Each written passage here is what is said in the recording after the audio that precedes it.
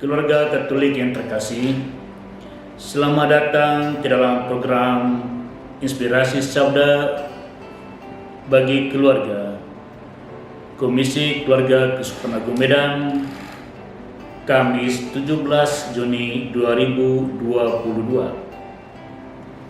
Adapun bacaan Injil yang kita renungkan pada saat ini adalah Matius bab 6 ayat 19 sampai dengan ayat 23. Saya akan bacakan ayat Alkitab ini sebelum kita merenungkan sabda yang disajikan bagi kita. Janganlah kamu mengumpulkan hartamu di bumi ngengat dan karat merusakkannya dan pencuri membongkar serta mencurinya. Tetapi kumpulkanlah bagimu harta di surga. Di surga ngengat dan karat tidak merusakkannya dan pencuri tidak membongkar serta mencurinya. Karena di mana hartamu berada, di situ juga hatimu berada. Mata adalah pelita tubuh.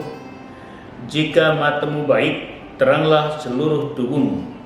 Jika matamu jahat, gelaplah seluruh tubuhmu. Jadi jika terang yang ada padamu gelap, betapa gelapnya kegelapan itu. Demikianlah sabda Tuhan, terpujilah Kristus.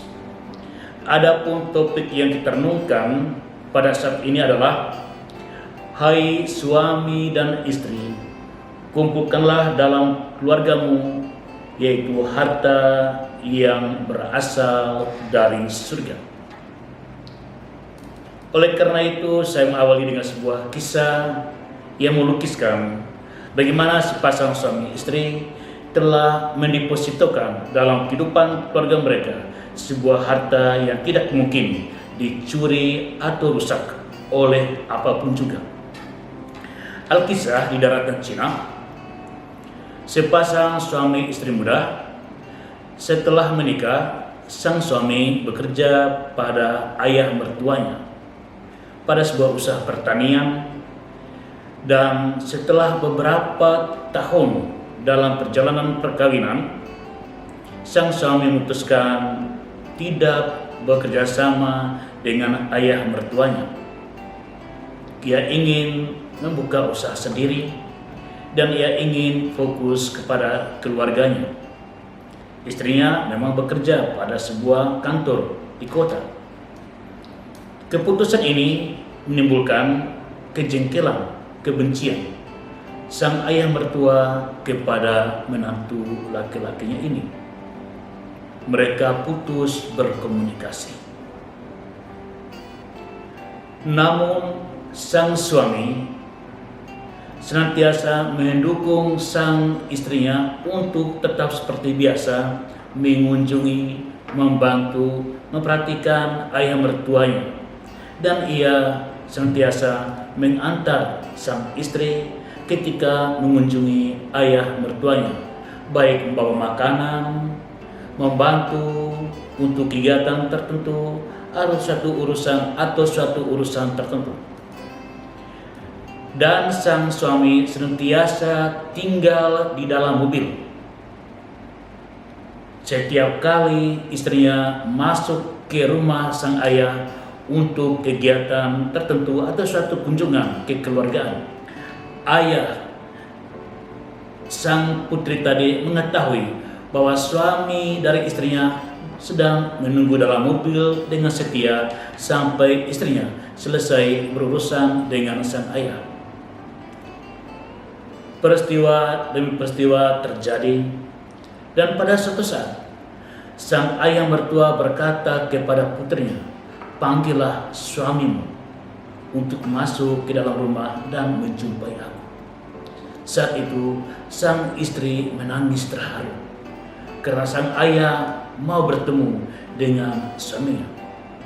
Keluarga Katolik yang terkasih, sikap sang suami yang dengan setia mengantar istri untuk menjumpai ayahnya, dan sikap sang istri yang tetap memperlihatkan sikap kasih kepada ayahnya, menunjukkan suami dan istri ini mendepositokan sesuatu harta yang positif, sehingga sang suami dapat kembali berkomunikasi, berelasi dengan penuh persaudaraan terhadap ayah mertuanya dan ayah mertuanya terhadap menantu laki-lakinya ini. Dengan kata lain, kesetiaan sang suami mengantar istrinya, dan juga sang istri yang terus memperhatikan dengan kasih, merawat, mengunjungi, menghibur, dan membantu sang ayah, menunjukkan sebuah tanggung jawab seorang putri. Mereka telah mendepositokan dalam relasi itu, yaitu kesabaran sang suami, kesetiaan sang suami menunggu dalam mobil, dan juga perhatian sang istri kepada ayahnya. Inilah 3 deposito: kesabaran menunggu, kesetiaan menunggu, dan juga perhatian kepada sang ayah. Keluarga Katolik yang terkasih, dengan ini hendak saya katakan, keluarga ini telah memiliki sebuah harta yang tidak mungkin dimakan hengat, yang tidak mungkin dicuri oleh orang. Apa harta itu? Mereka mendepositokan kesabaran, kesetiaan, dan perhatian kepada sang ayah. Keluarga Katolik yang terkasih, pada hari ini Tuhan kita Yesus Kristus menyapa, hendaknya kita, termasuk suami dan istri, bahkan anak-anak dalam keluarga Katolik, hendaknya mengumpulkan harta yang berada di surga. Apa harta itu? Maka saya meletakkan ayat-ayat Alkitab dari Rasul Paulus untuk membantu kita memahami apa harta yang di surga itu. Rasul Paulus kepada jemaat di Kolose bab 3 ayat 1-2 menyampaikan demikian: hendaknya kamu mencari harta yang berasal dari atas dan memikirkan perkara yang ada di atas. Carilah perkara yang di atas, bukan di bumi. Pikirkan perkara yang di atas.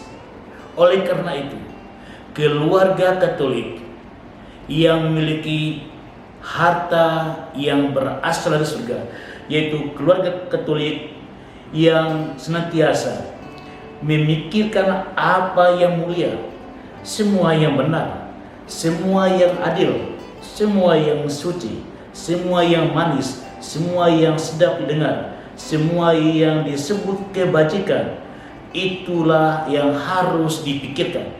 Ini diucapkan, ditulis oleh Rasul Paulus dalam surat kepada jemaat di Filipi bab 4 ayat 8. Kita mulai dari dalam pikiran.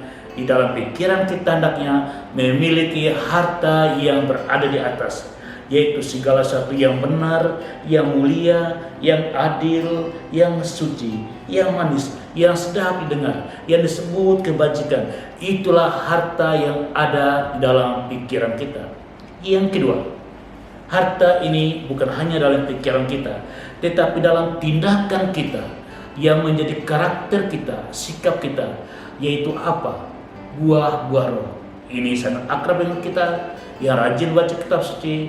Maka harta yang berasal dari atas adalah buah-buah roh, yakni diambil dari Galatia bab 5 ayat 22 sampai dengan ayat 23, yaitu kasih, sukacita, damai sejahtera, kesabaran, kemurahan, kebaikan, kesetiaan, kelemah lembutan, penguasaan diri.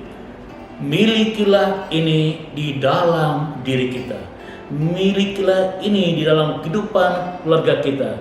Dan tidak mungkin ada pencuri, dan tidak mungkin ada minat yang akan menghilangkan kasih, sukacita, damai sejahtera, kesabaran, kemurahan, kebaikan, kesetiaan, kelemah lembutan, penguasaan diri.